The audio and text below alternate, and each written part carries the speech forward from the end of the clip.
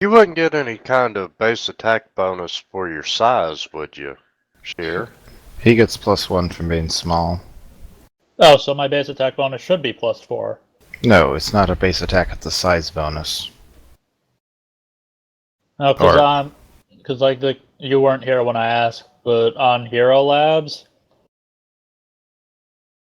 which is currently being stupid on my laptop, it shows my base attack bonus as being +4 at level 3. That's wrong. I don't know what else to say. That's what I was figuring. I knew it was wrong. I was just wondering if anyone could tell me why. Or if it was right.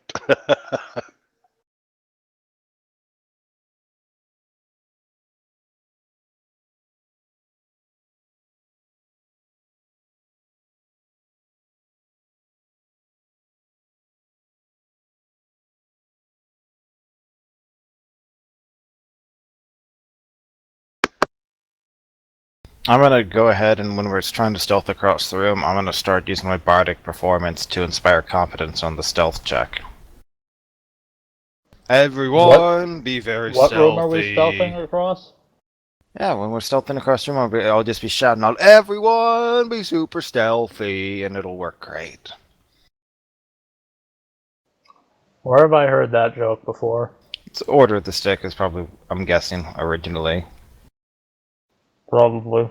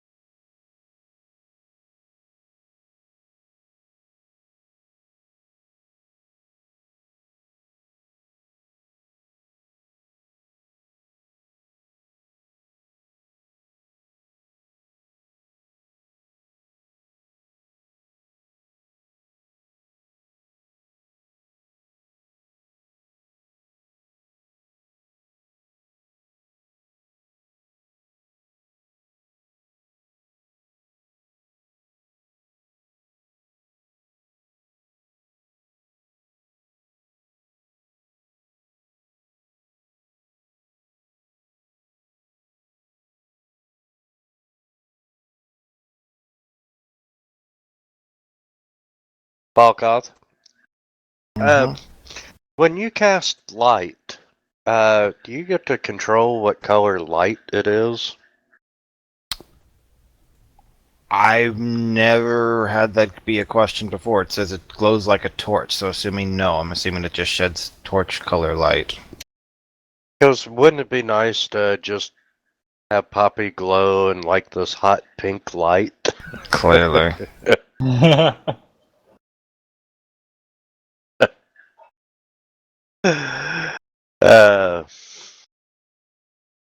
I can't believe I tried to beat a gnome to death with a crowbar. Damn it. If I hadn't healed Poppy, you would have. I know.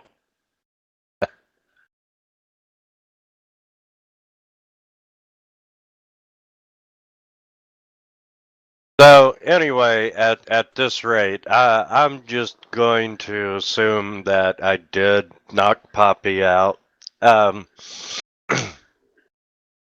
Seems fair.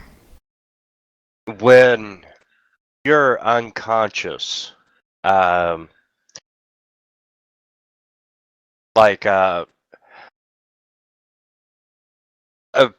when you got knocked out, you woke up back in the city where this, this endless alien city with the mist where you encountered the Tatterman, and you're walking. Is this plot relevant? This is a plot tie-in. I think what he's basically saying is you're supposed to get ourselves knocked out at some point so we could experience this. Yes, okay. At some point in time when either you fall asleep outside the chapel or you get knocked unconscious. And so far we're not doing either of those. I'll let it pass then. I'll let it slide. You're taking a small cat nap after your ordeal. But you're wandering around the city, And all of a sudden, one of the walls to a building just collapses.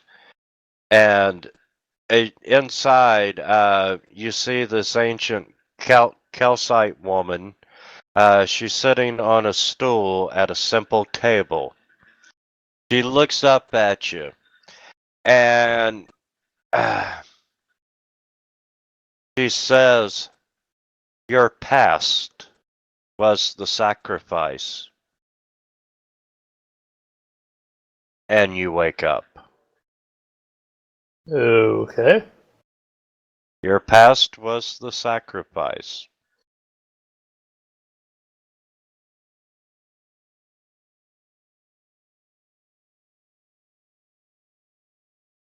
So I'm gonna go out on a limb and assume that that means that the memories that we don't have were sacrificed by someone to bring about whatever the fuck is going on right now. Good Would I be too assumption. far off? Good assumption.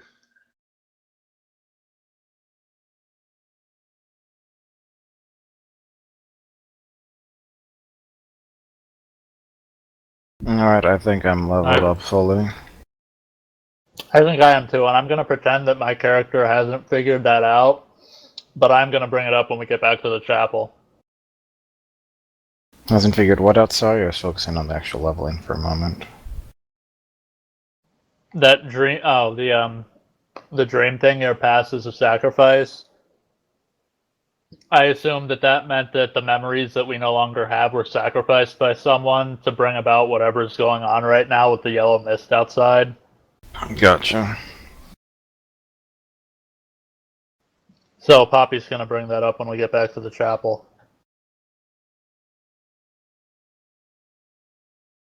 Alright, so we're going back to the chapel and sleeping. Yeah, we can Before go we back. go there, what was in the room that those apostles were ransacking?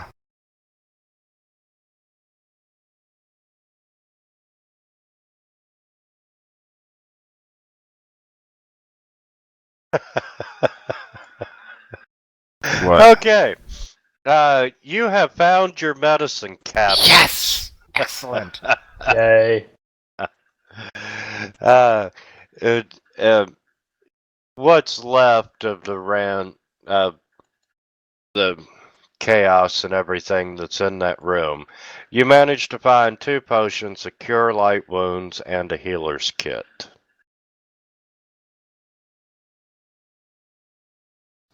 Wait, we found a healer's kit and what else, sorry? 2 potions of cure light. Oh, cool.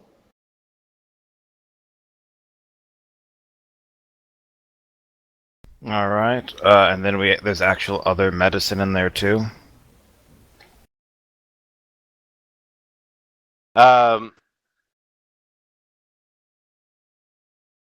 Nothing that would be any value to you unless you had a heart condition or... Right, no, I'm saying other medicine that we could give to the woman, basically.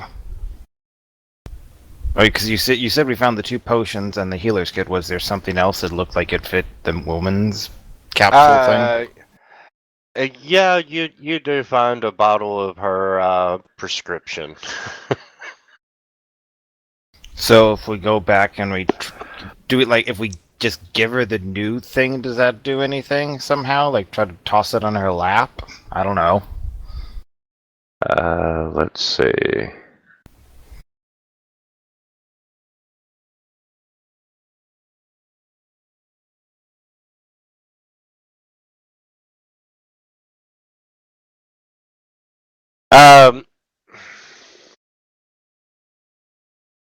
Yes, you give her, you pop a couple of her pills, of the pills in her mouth, and the bleeding starts to slow down, and then finally, it stops. Interesting. Does the blood disappear, or is all the blood still there? Okay. by this time, as you're looking down the hallway of blood, you can see that vertical pool of blood is several feet thick in front of the door. And as the lady in the wheelchair stops bleeding, suddenly it all just splashes down onto the floor and spreads back out into the room that you're in. And there is enough walkway for you to get safely back to the chapel without touching the blood. Okay. And uh, uh, just FYI and out of character, she was a kindly old woman who required a delicate daily cocktail of medication to fight back the effects of age and dementia. The orderlies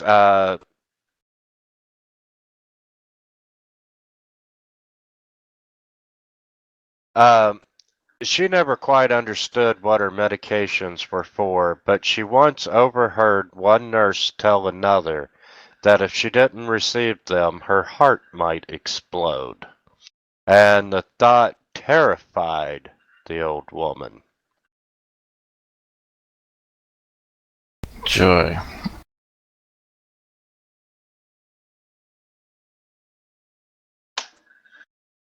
And then she succumbed to some horror of the asylum.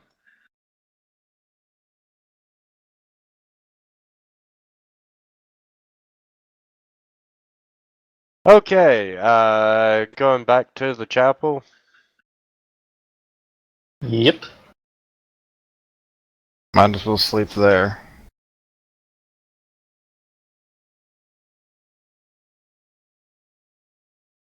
Okay, as you get near the Argus wall, naturally, there's guards and so forth, and the Argus wall is still destroyed,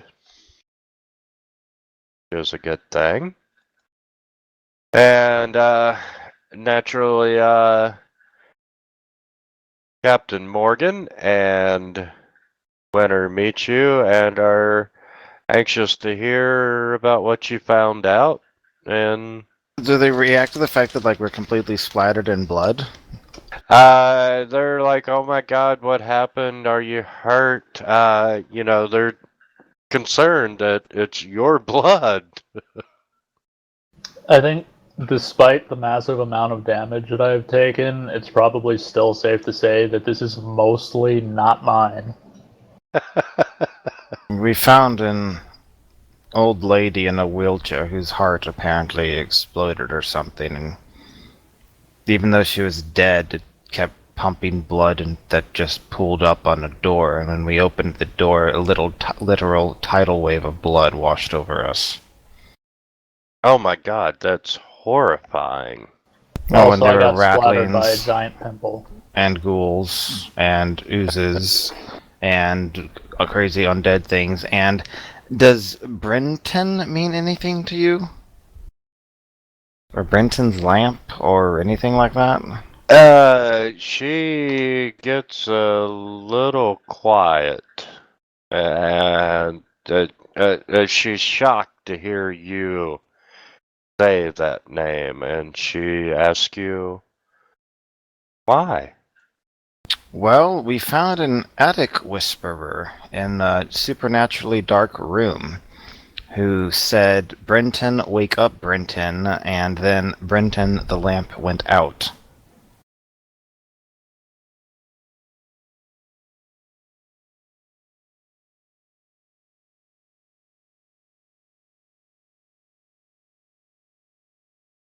Okay, give me just a second here.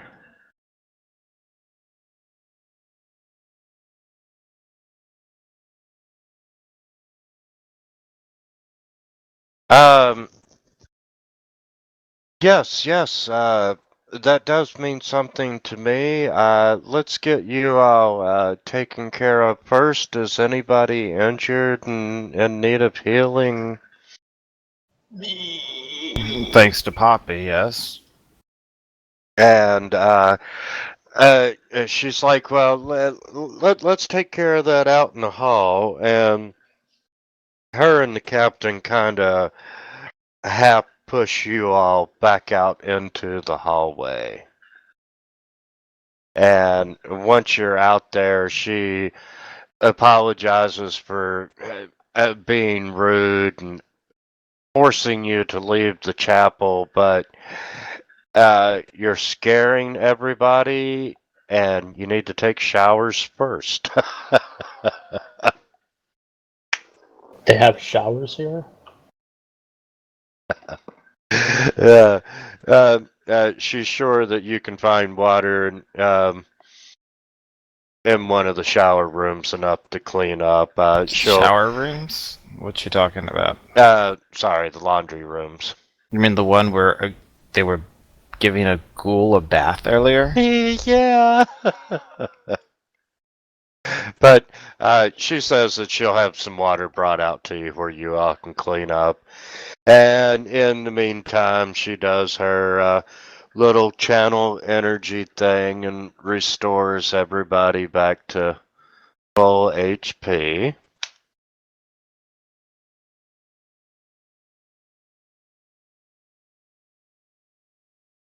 And while you're waiting for the water and so forth, she tells you that Brenton is one of the young survivors. And she'll introduce you to him shortly, and she's interested in, why all this come up and what the hell that little creature that you told her about had to do with it. Also, at some point, I'm mentioning my dream. To everyone.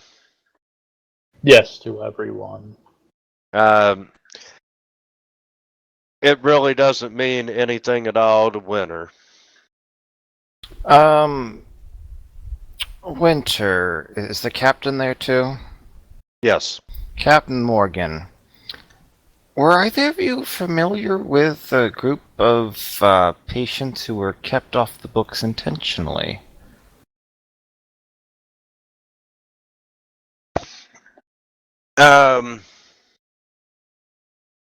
No, they're not. Can I sense motive that? Yes, you sure can. Um, well, Winter is not officially affiliated with the asylum, so you can pretty much believe that she's telling the truth. The captain, on the other hand, you think he's telling the truth because really, by the time he gets to see the inmates, they've already been through admitting and everything else. If someone was hidden off the books, it would have been beneath his pay grade. Beneath his pay grade or above Yeah. his pay grade? Well, the decision would have been above his pay grade. What do you two know about the administrator, Lissandro?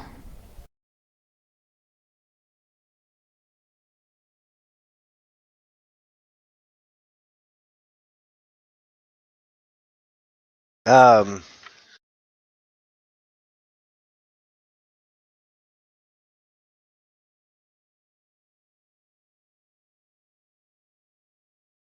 Actually, Winter, can we borrow you for 5 minutes and show you something I think that will interest you? yes, you sure can. I'd like to take her to the room with the administrator.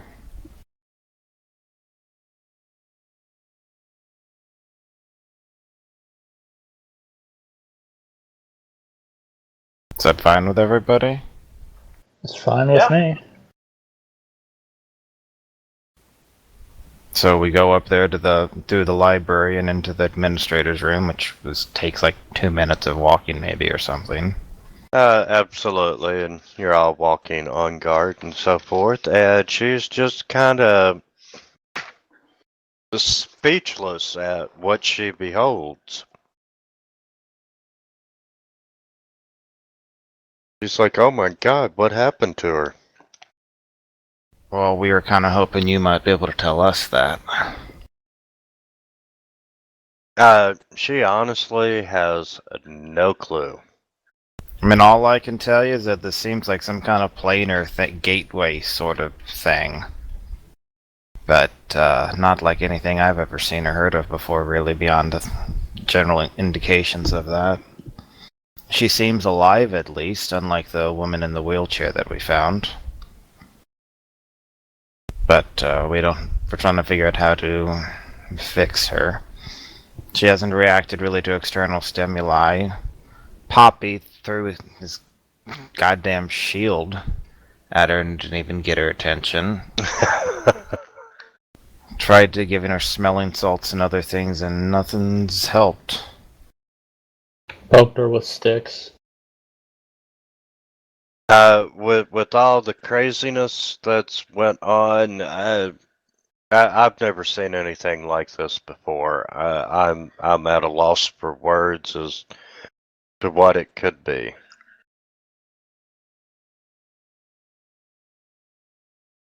Well, if you can figure out anything, I want to take the... what is it? Handout 1 and show her the toil day entry. Tomorrow the experiment begins. Or tomorrow our experiment begins. So, I think something she did... I'm assuming toil day was a few days ago. Yes. So I think something the administrator did set this whole chain of events in motion. And if we can fix her, then we might be able to get some answers at least.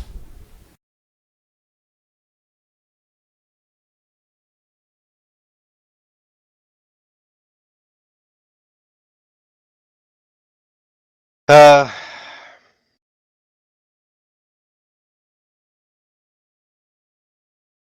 she thinks it's an interesting coincidence, and thinks that you might have a valid theory.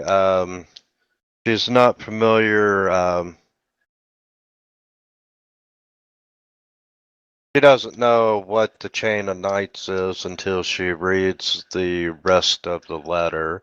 The fact that Count Laus was involved somehow Because the accuser warrants. sent Winter to investigate.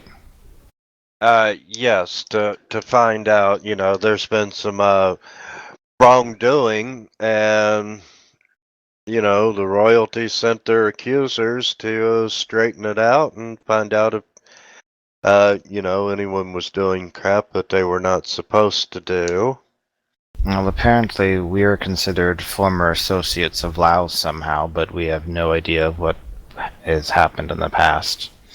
Though, as you might imagine, given the apparent mischief Laos seems to be up, it kind of concerns me if we were in fact former associates of his. That doesn't bode well for us.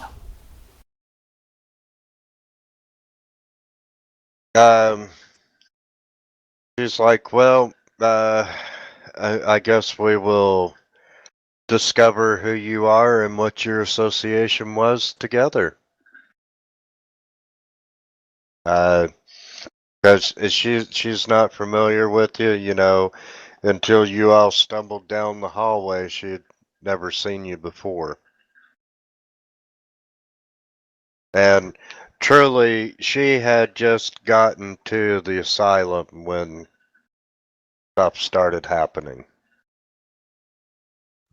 My God, how many doppelgangers do we have to kill for these people? Well, it took 3 to get in the front gate.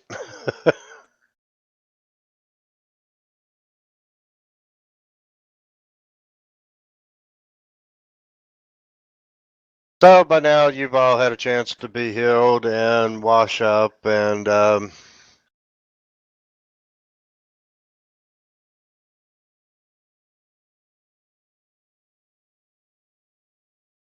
get your bearings and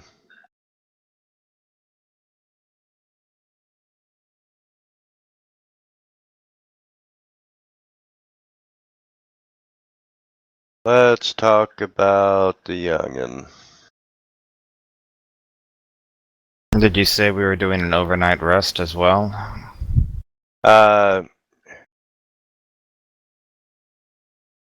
Yes. Where are you all planning on sleeping? The chapel?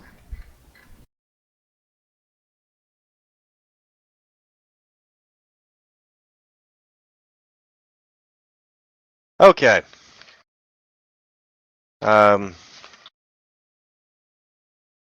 You all have a restful night's sleep.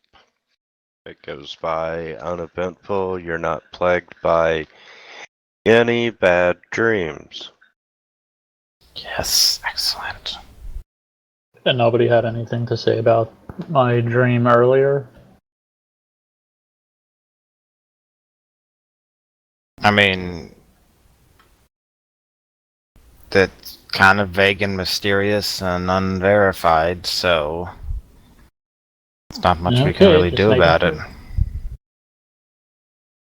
I have a very methodical mind, sir. If it doesn't do any good right now, I shunt it aside.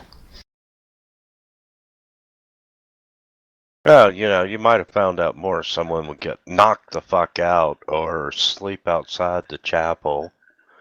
And die, like the guy we saw died to the Tatterman? um,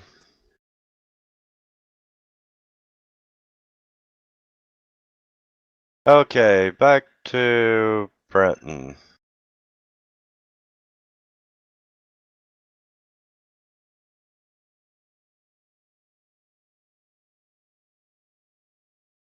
Um,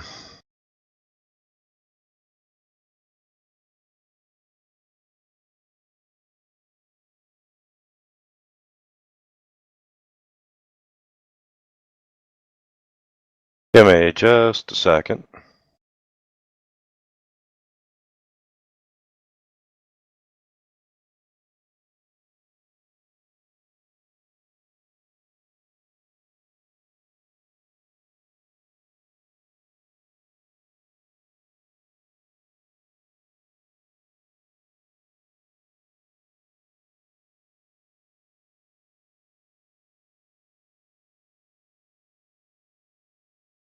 Okay.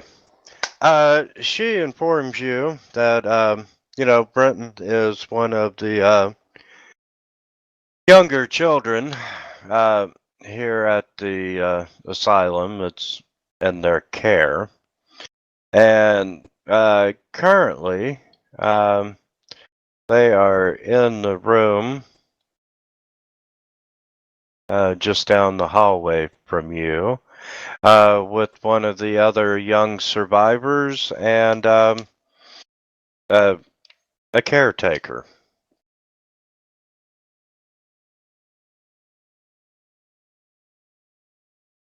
And, you're more than welcome to go in and talk to him.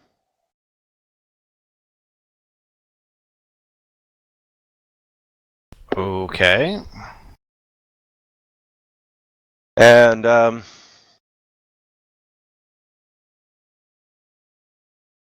as you go in the room once again, you see cushions and linens are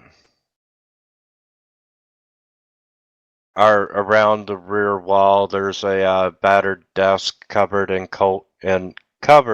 folded paper animals. And you see two kids and one adult. Is one of those tokens Rebecca Black? I think that's the person. I don't know if it's Rebecca Black or the person from Twilight.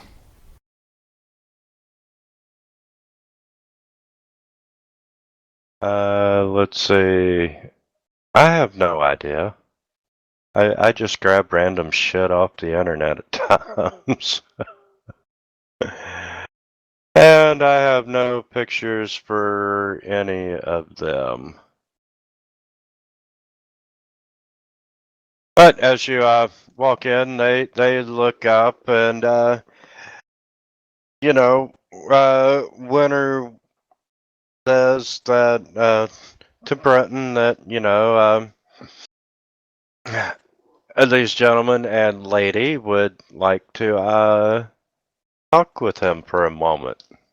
And he looks up from folding paper animals and says hi. Hi, Brenton. Do you have a lantern that's special to you? Or a lamp?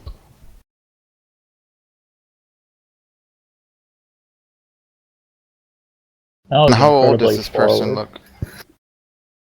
look?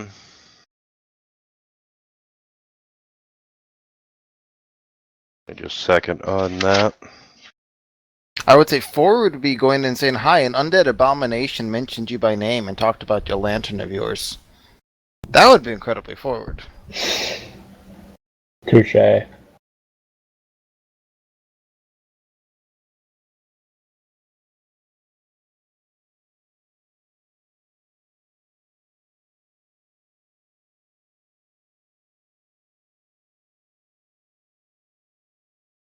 I gotta think at times they really rush this crap out.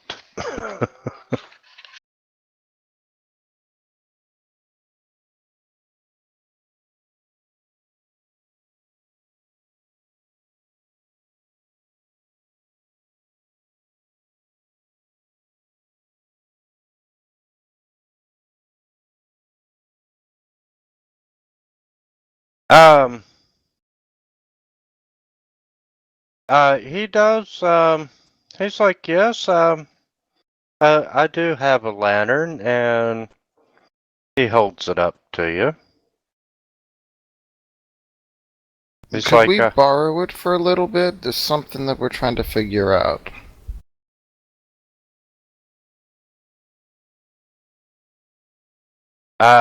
he says, no, you can't. What would it take for us to be able to borrow it? Figure, this kid's probably 8 or 9 years old. It's And really important to help everyone, Brenton. he's like, I'll trade you my lantern for my knights. And What are those?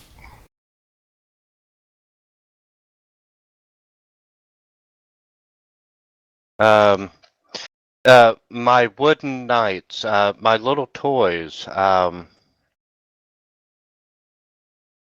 if they're yours, don't you have them? You know what? Scratch that.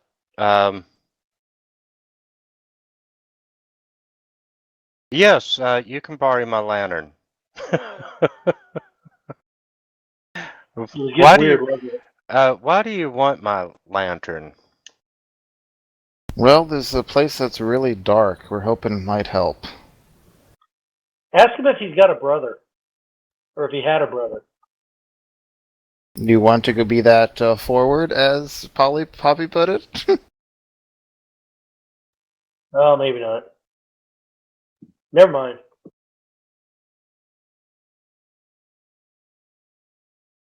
And he holds up his lantern for you and gives it to you. Okay. Thank you, Brenton. We'll bring it back as soon as we can. It's like, thank you. Please make sure you bring it back. I don't know where my brother is, and it meant a lot to him, this lantern. Okay. Well, we'll make sure we do that then.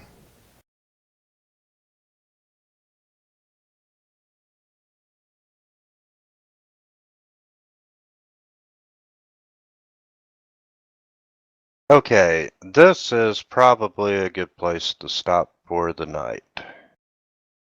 Alrighty. And Okay. I mean, we could go the blunt route and say, "Kid, your brother's dead. Get over it." But I figured maybe not.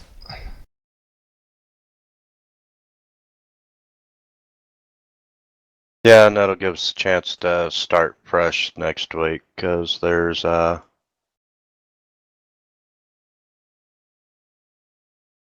next A week. lot of crazy shit going down.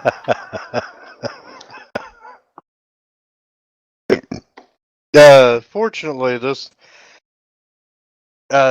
one, and it's hard to say the linear storytelling of D&D, because you get to go whatever direction you want, and it's totally up to it. This one's more linear than part 2. You all are all over the place. And I've just about got book 3 entered. Hallelujah. But yeah, there's more plot points coming up, so starting fresh next week would be a really good idea. Okay. And Leo should be back from his family reunion.